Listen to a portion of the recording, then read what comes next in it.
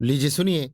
देवकीनंदन खत्री के लिखे उपन्यास चंद्रकांता के दूसरे भाग का 11वां बयान मेरी यानी समीर गोस्वामी की आवाज में।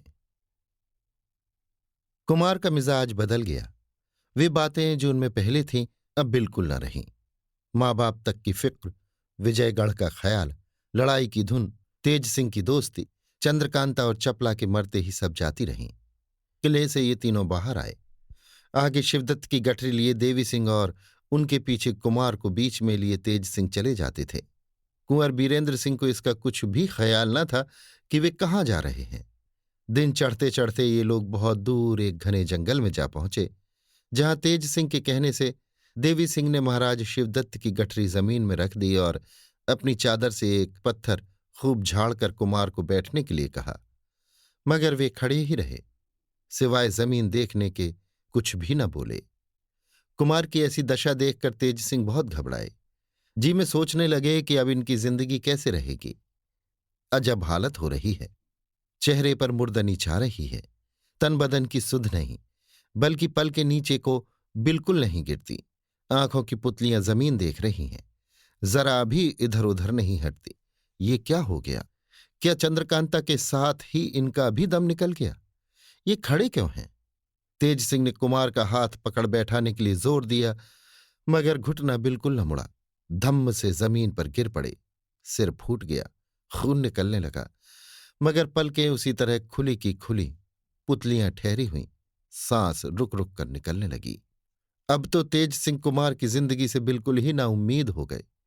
रोकने से तबीयत न रुकी, जोर से पुकार पुकार कर रोने लगे। इस हालत को देखकर देवी सिंह की भी छाती फटी। रोने में तेज सिंह के शरीक हुए। तेज सिंह पुकार पुकार कर कहने लगे कि हाय कुमार, क्या सचमुच अब तुमने दुनिया छोड़ ही दी? हाय, ना मालूम वो कौन सी बुरी सायत थी कि कुमारी चंद्रकांता की मोहब्बत तुम्हारे दिल में पैदा हुई, जिसका नतीजा ऐसा बुरा हुआ। अब मालूम हुआ कि तुम्हारी जिंदगी इतनी ही थी। तेज सिंह इस तरह की बातें कहकर रो रहे थे कि इतने में एक तरफ से आवाज आई, नहीं, कुमार की उम्र कम नहीं, बहुत बड़ी है। इनको मारने वाला कोई पैदा नहीं हुआ। कुमारी चंद्रकांता की मोहब्बत बुरी सायत में नहीं हुई, बल्कि बहुत अच्छी सायत में हुई। इसका नतीजा बहुत अच्छा होगा। कुमारी से शादी तो होगी ही, साथ ही इसके चुनार की गद्दी भी कुंवर बीरेंद्र सिंह को मिलेगी। बल्कि और भी कई राज्य इनके हाथ से फतह होंगे। बड़े तेजस्वी और इनसे भी ज्यादा नाम पैदा करने वाले दो वीर पुत्र चंद्रकांता के गर्भ से पैदा होंगे। क्या हुआ है जो रो रहे हो? तेज सिंह और देवी सिंह का रोना एकदम बंद हो गया। इधर उधर देखने लगे। तेज सिंह सोचने लगे कि हैं, ये कौन है?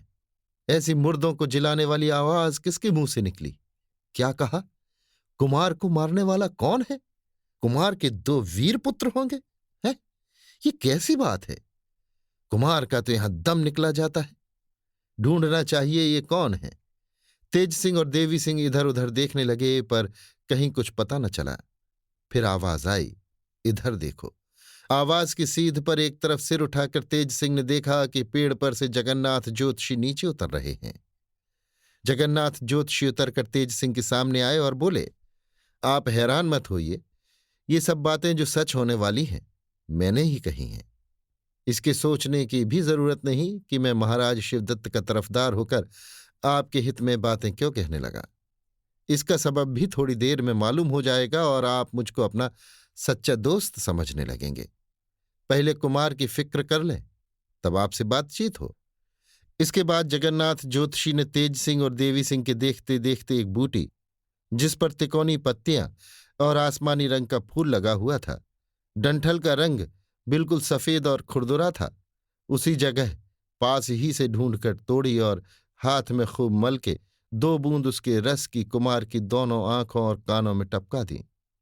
बाकी जो सीठी बची उसको तालू पर रखकर अपनी चादर से एक टुकड़ा फाड़कर बांध दिया और बैठकर कुमार के ठीक होने की राह देखने लगे। आधी घड़ी भी नहीं बीतने पाई थी कि कुमार की आंखों का रंग बदल गया। पलकों ने गिरकर कौड़ियों को ढांक लिया। धीरे धीरे हाथ पैर भी हिलने लगे। 2-3 छींकें भी आईं, जिनके साथ ही कुमार होश में आकर उठ बैठे। सामने ज्योतिषी जी के साथ तेज सिंह और देवी सिंह को बैठे देखकर पूछा, क्या मुझको क्या हो गया था? तेज सिंह ने सब हाल कहा। कुमार ने जगन्नाथ ज्योतिषी को दंडवत किया और कहा, महाराज, आपने मेरे ऊपर क्यों कृपा की? इसका हाल जल्द कहिए। मुझको कई तरह के शक हो रहे हैं।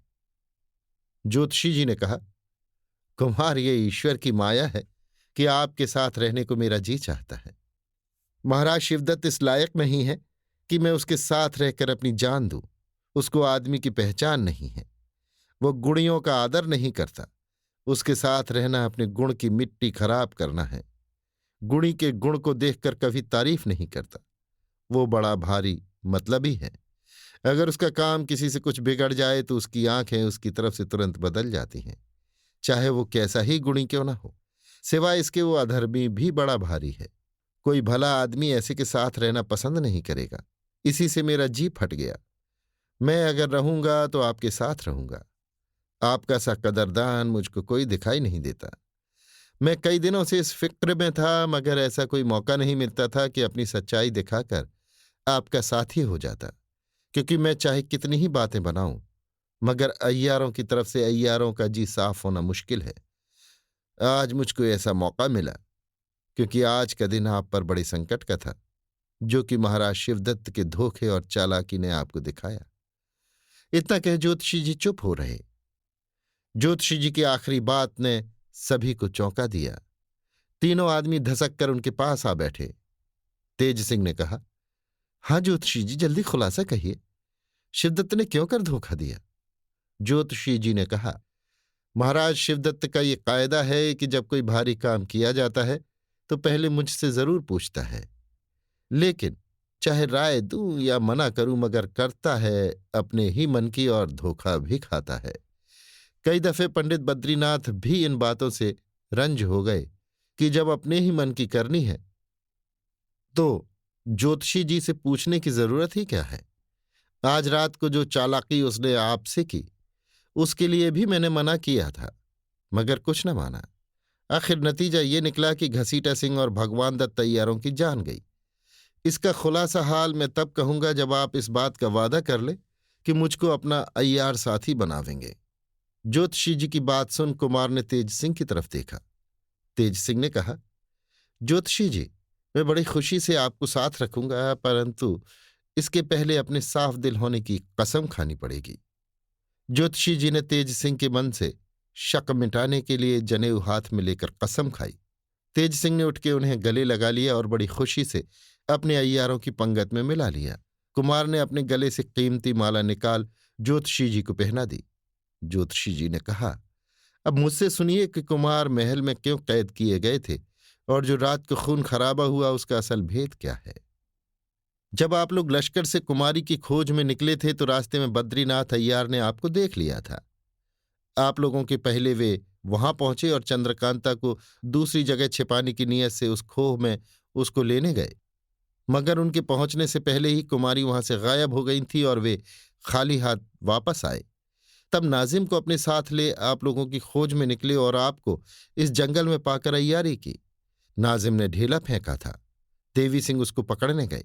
तब तक बद्रीनाथ, जो पहले ही तेज सिंह बनकर आए थे, नामालूम किस चालाकी से आपको बेहोश कर किले में ले गए और जिसमें आपकी तबीयत से चंद्रकांता की मोहब्बत जाती रहे और आप उसकी खोज न करें तथा उसके लिए महाराज शिवदत्त से लड़ाई न ठाने, इसलिए भगवान दत्त और घसीटा सिंह, जो हम सबों में कम उम्र थे, चंद्रकांता और चपला बनाए गए, जिनको आपने खत्म किया।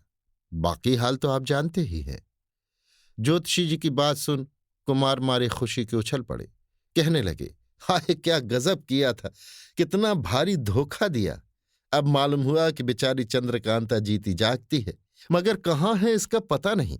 खैर, ये भी मालूम हो जाएगा। अब क्या करना चाहिए, इस बात को सभी ने मिलकर सोचा और ये पक्का किया कि पहला, महाराज शिवदत्त को तो उसी खोह में जिसमें अय्यार लोग पहले से कैद किए गए थे डाल देना चाहिए और दोहरा ताला लगा देना चाहिए, क्योंकि पहले ताले का हाल, जो शेर के मुंह में से जुबान खींचने से खुलता है, बद्रीनाथ को मालूम हो गया है, मगर दूसरे ताले का हाल सिवाय तेज सिंह के अभी कोई नहीं जानता।